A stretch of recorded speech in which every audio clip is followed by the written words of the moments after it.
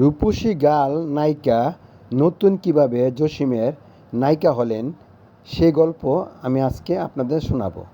একদিন রূপের রানী গানের রাজা শুটিং সেটে নতুন দৌড়াতে দৌড়াতে এক পর্যায়ে ক্লান্ত হয়ে জসিমকে জড়িয়ে ধরে। তখন নতুন বলে, জসিম ভাই সরি। তখন জসিম বলে, ঠিক আছে, সমস্যা নেই। এই দৃশ্যটা আবার পরিচালক এস আলম সাকি দৃশ্যটা দেখে, কিন্তু তাদের দুজনের জড়িয়ে ধরা দৃশ্যটা পরিচালক এস আলম সাকি মনে ধরে যায়। তখন তারপর রূপের রানী গানের রাজা শুটিং শেষ, জসিম বসে আছে। নতুনও জসিমের পাশে এসে বলল, জসিম ভাই সরি, আপনাকে আমি জড়িয়ে ধরে ফেলেছি। তখন জসিম বলে, সেটা তো আমি কখনোই ভুলে গেছি, কারণ আপনি দৌড়াচ্ছেন এবং ক্লান্ত হয়ে গেছেন, রৌদ্র তাপ, এখন শুটিং কয়েকবার করে দৌড়াচ্ছেন, তো আমি দাঁড়িয়েছিলাম পাশে, আপনি হয়তো বা ক্লান্ত হয়ে আমাকে জড়িয়ে ধরেছেন, এটা তো কোনো ব্যাপারই না। তখন এস আলম সাকি এসে বলে, ঠিক আছে ম্যাডাম, আপনি যখন জসিম ভাইকে জড়িয়ে ধরেছেন, এটা আমি দৃশ্যটা দেখেছি এবং দৃশ্যটা আমার কাছে খুব ভালো লেগেছে। তো আপনি এবং জসিম ভাই দুজনকে খুব মানিয়েছিল আপনাদের জড়িয়ে ধরাটা।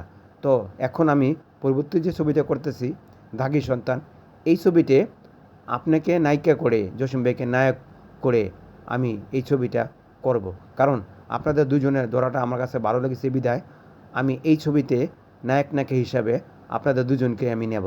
আপনাদের মতামত কী বলেন সাকি ভাই? শুধুমাত্র নতুন ম্যাডাম আমাকে জড়িয়ে ধরেছে, সেই দৃশ্যটা আপনার মনে ধরে গেছে, তাই আপনি আমাদের দিয়ে একটা ছবি তৈরি করবেন, এটা কি সম্ভব? তখন পরিচালক এস আলম সাকি বলে, সম্ভব, কারণ আমার কাছে ভালো লেগেছে আপনাদের দুজনকে জড়িয়ে ধরাটা এবং আপনাদের দুজনকে খুব মানিয়েছে, তাই আমি দাগি সন্তান ছবিতে নতুন ম্যাডামকে নায়িকা আর আপনাকে নায়ক করি ছবিটা আমি তৈরি করব। তখন জসিম বলে, ঠিক আছে, আপনি যখন এত করে বলছেন আমি রাজি, আপনার দাগি সন্তান ছবিতে আমি অভিনয় করব। তখন নতুন বলে, ঠিক আছে সাকি ভাই, আমিও রাজি, তাহলে আপনার এই কথা রইল, তো দাগি সন্তান ছবিতে জসিম ভাইয়ের সাথে আমি নায়িকার চরিত্রে অভিনয় করব। তখন এস আলম সাকি বলে, বেশ ভালো, তাহলে আপনারা তৈরি থাকেন, আমি যে কোনো সময় আপনাদের ডাকবো, আমি প্রযোজকদের সাথে আলাপ আলোচনা করব, দেখি তারা কি বলে, কিন্তু আমি একটাই কথা বলবো, যদি দাগি সন্তান ছবি করতে হয় তখন নতুন ম্যাডামকে এবং জসিম ভাইকে নিয়ে আমি কাজ করব।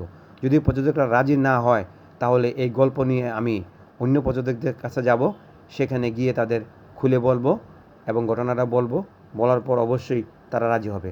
আর দাগি সন্তান ছবিটি যদি জসিম ভাই করে আর নতুন ম্যাডাম যদি নায়িকা থাকে, তাহলে অবশ্যই ছবিটা আমার ভালো ব্যবসা করবে, এতটুকু আমি বিশ্বাস করতে পারি।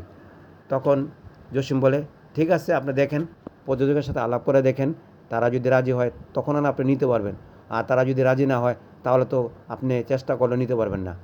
তখন পরিচালক এস আলম সাকি বলে, শোনেন, প্রযোজক তো একটা না, এই এফডিসিতে অনেক প্রযোজক আছে, এখন বর্তমানে আপনাকে নিয়ে ছবি করার মতন অনেক প্রযোজক ঘুরে বেড়াচ্ছে, কিন্তু গল্প পাচ্ছে না ভালো, কিন্তু দাগি সন্তান ছবির গল্পটা আমার কাছে খুব চমৎকার লেগেছে এবং গল্পটা আমার কাছে ভালো লেগেছে, তাই আমি এই ছবিটা চিন্তাভাবনা করেছিলাম আপনাকে দিয়েই করাবো, কিন্তু আজ যে দৃশ্যটা আমি দেখলাম, নতুন ম্যাডাম আপনাকে জড়িয়ে ধরেছে, দুজনকে বেশ মানিয়েছে, তাই এই মানিয়ে সে বলেই এই দৃশ্যটা দেখে আমার মনে ধরেছে, তাই আমি আর অন্য কোনো নায়িকা খুঁজলাম না, নতুন ম্যাডামকে নিলাম।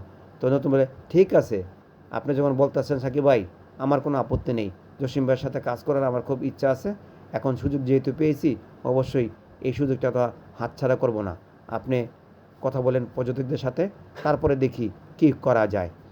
তখন পরিচালক এস আলম সাকি, প্রযোজক আবু সিদ্দিক এবং তার পার্টনার আরেকজনের সাথে আলাপ আলোচনা গিয়ে করে।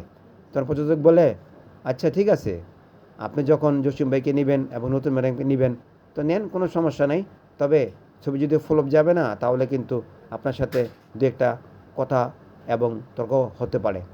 তখন পরিচালক এস আলম সাকি বলে, শুনেন, ছবির ব্যবসাটা হলো ভাগ্যের হাতে, এখন দেখা যাচ্ছে যে ছবি অন্য নাক দিয়ে আমি করালাম কিন্তু ছবিটা ফ্লপ যেতেও পারে, কিন্তু যদি জসিম ভাইকে দিয়ে এই ছবিটা আমি করাই তাহলে অবশ্যই আপনারা আশা করতে পারেন যে ছবিটা ভালো ব্যবসা করবে এবং আপনার পুঁজি তো উঠবেই এবং 2-3 কোটি টাকা লাভ করবে, এতে কোনো সন্দেহ নেই। তবে প্রযোজক বলে, ঠিক আছে, তাহলে আপনি মুহূর্ত এর ব্যবস্থা করেন এবং জসিম ভাই এবং নতুন ম্যাডামের সাথে আমাদের আলাপ আলোচনা করে দিন। তারপর সন্ধ্যার সময় নতুন ম্যাডাম এবং জসিম এবং তাদের আলাপ আলোচনা করার জন্য যায়। তখন প্রযোজক এবং পরিচালক বলেছিলাম না যে প্রযোজক রাজি হবে এবং তারা আপনাদের নিয়েই কাজ করবে। তখন জসিম ভাই বলে, শোনেন ভাই, আমি এই ছবিতে কাজ করবো কথা সত্য, কিন্তু ফাইট ডাইরেক্টর কিন্তু আমি দেব। তখন পরিচালক এস আলম সাকিব বলে, অবশ্যই আপনি এই ছবিতে নায়ক চরিত্রে অভিনয় করবেন, নতুন ম্যাডাম নায়িকা চরিত্রে অভিনয় করবে এবং আপনি হলেন অ্যাকশন ডাইরেক্টর এবং আপনিই তো এই ছবির অ্যাকশন ফাইট ডাইরেক্টর হিসাবে কাজ করবেন। অন্য কেউ তো এই ছবিতে কাজ করে ফুটাতে পারবে না, কারণ আপনার চিন্তাধারা এবং আপনার মেধা দিয়ে তো আপনি ছবিটাকে সুন্দর এবং ভালো করার জন্য আপনার জ্ঞান বুদ্ধি দিয়ে আপনি ছবি ফাইট ডাইরেক্টর করবেন। এটা তো আপনার কাছে আশা করতেই পারি। তখন প্রযোজক আবু সিদ্দিক বলে, অবশ্যই ভাই, আপনিই তো এই ছবির ফাইট ডাইরেকশন আপনি দিবেন এবং যাবতীয় যা কাজকর্ম আছে বাকিটুকু পরিচালকের সহযোগিতা করবেন এবং তারপরে না ছবিটা ভালো ব্যবসা করবে। তো নতুন ম্যাডাম বলে, অবশ্যই জসিম ভাই, আপনি এই ছবির ফাইট ডাইরেকশন দিবেন এবং নায়ক হিসাবে কাজ করবেন। যেভাবে পরিচালক ভাই গল্পটাকে সাজিয়েছে, এখন আপনাকে এই ছবিতে মানাবে এবং দাগী সন্তান হিসাবে আপনি সফলতা পাবেন, কারণ আপনি একজন দাগী সন্তান থাকবেন। আপনার মা আপনাকে ঘৃণা করবে, আপনার বাপকে হত্যার দায়ে আপনাকে ঘৃণা করবে, কিন্তু আসলে আপনি আপনার বাপকে হত্যা করবেন না, কিন্তু আপনার বাপ হত্যা করবে আরেকজন, কিন্তু আপনার মা আপনাকে ভুল বুঝবে এবং আপনি হয়ে যাবেন দাগী সন্তান। এভাবে গল্পটা সাজিয়েছে পরিচালক ভাই, কিন্তু আমার মতে আপনি সব কিছু করলে ভালো হবে। তখন পরিচালক বলে, ঠিক আছে, তাহলে এই কথা রইল, আমরা যে কোনো দিন একদিন শুভ দিন দেখে আমরা ছবির মুহূর্ত করব এবং সেদিনই আমরা প্রথম দৃশ্য এবং জসিম ভাইকে দিয়েই শুরু করব এবং সেই দৃশ্যে নতুন ম্যাডামও থাকবে। তবে আমরা একটা গানের দৃশ্য দিয়েই এই ছবির শুটিং শুরু করব। তখন জসিম বলে, কি বলেন, একটা গানের দৃশ্য দিয়ে ছবির শুটিং শুরু করবেন এবং মুহূর্ত শুরু করবেন, এটা ভালো দেখায়? তখন সাকিব বলে, অবশ্যই ভালো দেখায়, কারণ আমরা চাই আমি যে দৃশ্যটা আপনাদের দেখেছি সেই দৃশ্যটাই আমি প্রথমেই গানের দৃশ্য দিয়ে রূপান্তর করতে চাই। তখন ছবির মুহূর্ত হয়ে যায়, ছবির শুটিং শুরু হয়।